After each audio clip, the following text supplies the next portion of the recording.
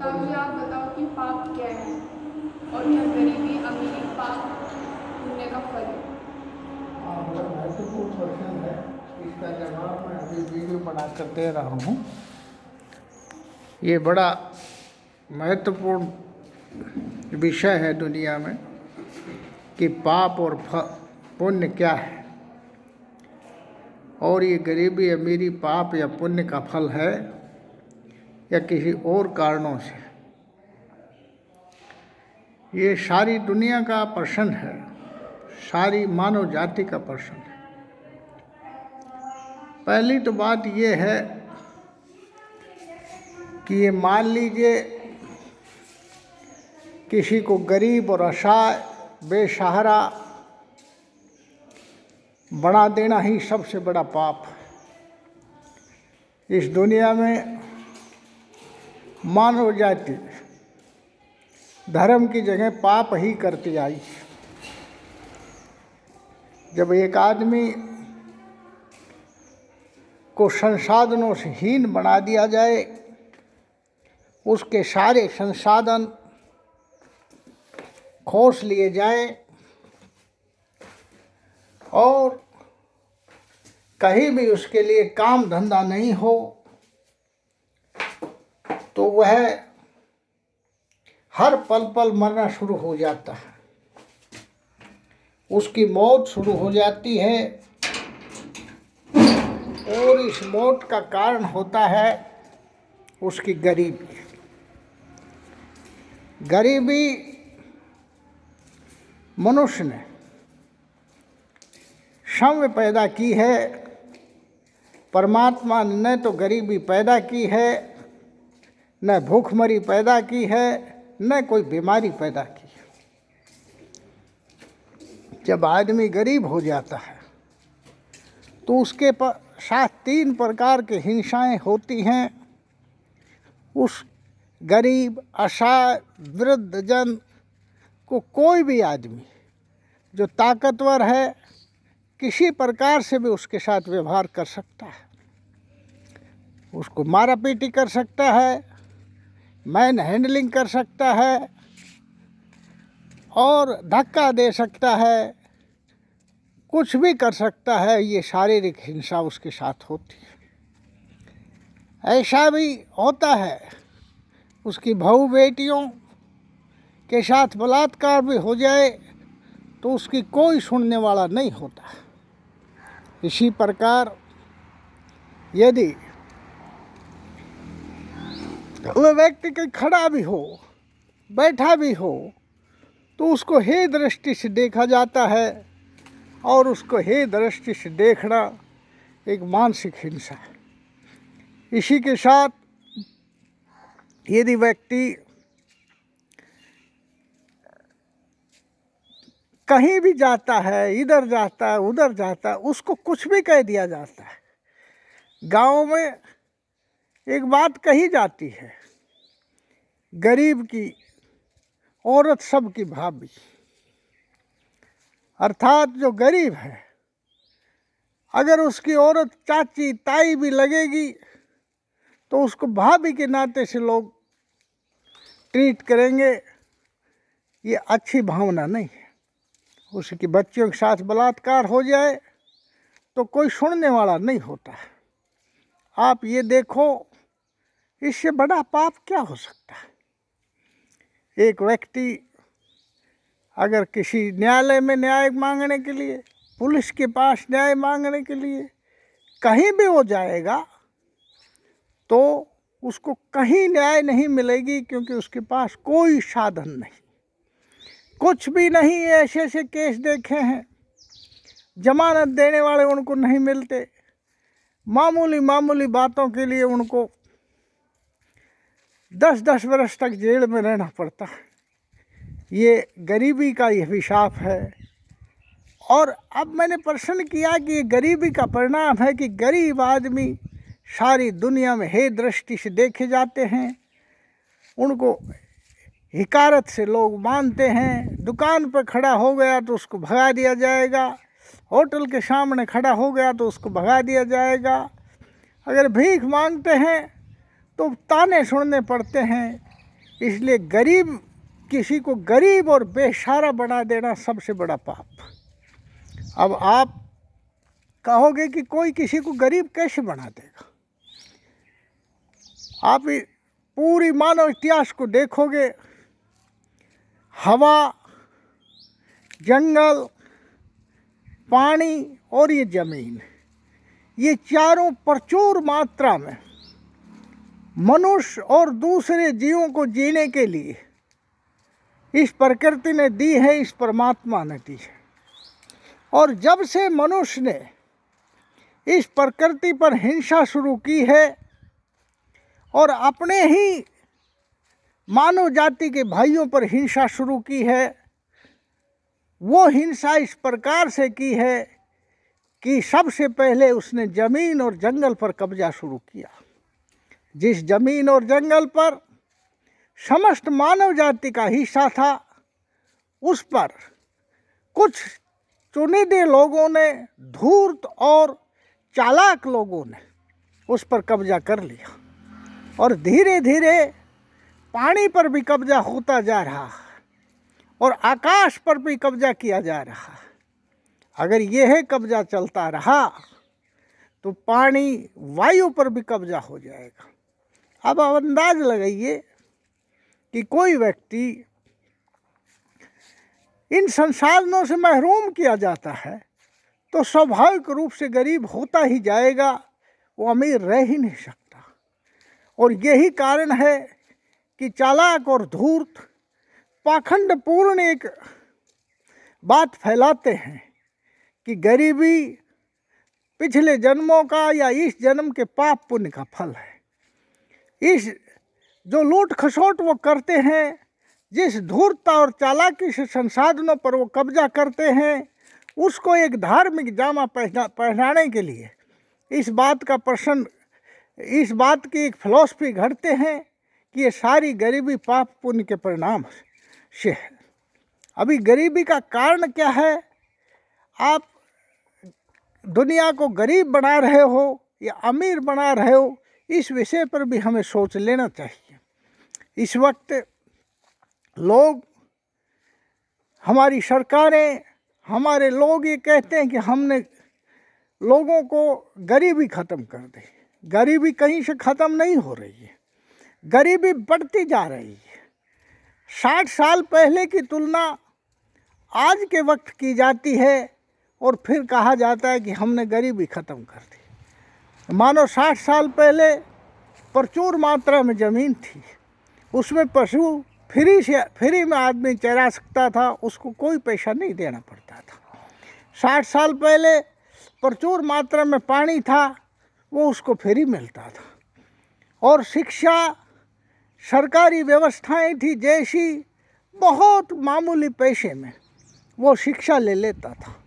इस प्रकार अगर उसकी 50 रुपये साल की भी कमाई थी या 100 रुपये साल की भी कमाई थी, वो जो आज के 50,000 के बराबर हो सकती है या 1 लाख के बराबर हो सकती है, तो भी उसको दूसरी चीज़ें सब फ्री में मिल रही थी। उसके लिए वो कमाई बहुत अधिक थी, वो गरीब नहीं था। परंतु यदि आज कोई 2 लाख रुपए भी कमा रहा है और 2 लाख रुपए में आपने शिक्षा को बेच दिया, स्वास्थ्य को बेच दिया, उसके पास 2 बच्चे हैं, 2 बच्चों में वो 2 लाख रुपए उसके खर्च हो जाएंगे। उसके खाने और रहने की समस्या, शादी विवाह की समस्या वैसे के वैसे बनी रह जाएगी। ये लुटेरों की एक व्यवस्था है कि आप शिक्षा को इतनी महंगी कर दो, आप स्वास्थ्य को इतना महंगा कर दो कि वो जो आपको अमीर जिसको बता रहे हो, 2 लाख वार्षिक रूप से कमाने वाला बता रहे हो, वो उस 60 साल पहले जो 50 और 100 रुपये कमा रहा था साल में, उससे भी गरीब है, क्योंकि उसको फ्री कुछ नहीं मिल रहा है। सब चीज़ों का उसको पैसा देना पड़ रहा है और आखिरी में कटौती कहाँ होती है? उसके स्वास्थ्य की, उसके खाने की और कुपोषण से वो जीता है। इस प्रकार की जो व्यवस्थाएं हैं, इस प्रकार की व्यवस्था में हमें गरीबी पुराने काल से तुलनात्मक ढंग से नहीं नापनी चाहिए। हमें गरीबी जिस परिवेश में आदमी रह रहा है और जहाँ वो रह रहा है उससे तुलना करके नापनी चाहिए, और उसकी सामाजिक, उसकी आर्थिक स्थितियाँ चारों ओर कहाँ क्या है।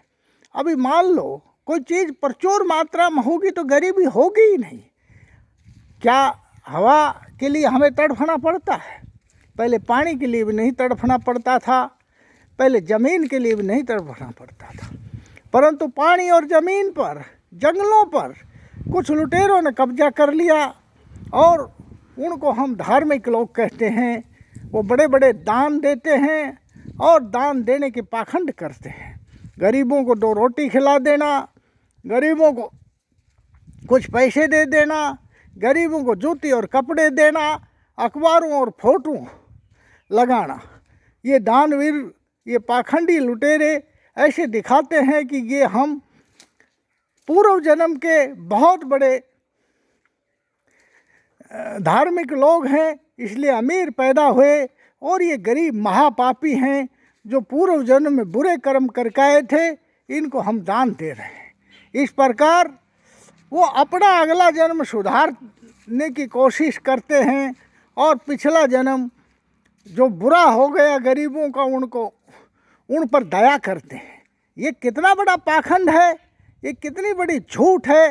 अरे तुम कुछ लाए नहीं, तुमने यहीं से लूटा, तुमने इसी ज़मीन पर कब्जा किया, तुमने इसी धरती के संसाधनों को लूटा, तुम लाए थोड़ी थे कहीं से, और अपने आप को अब दानवीर कह रहे हो। ये दानवीरता नहीं, ये एक पाखंड है धर्म का, जो पाखंड पूर्ण दुनिया पर छाया हुआ है। उन पूंजीपतियों,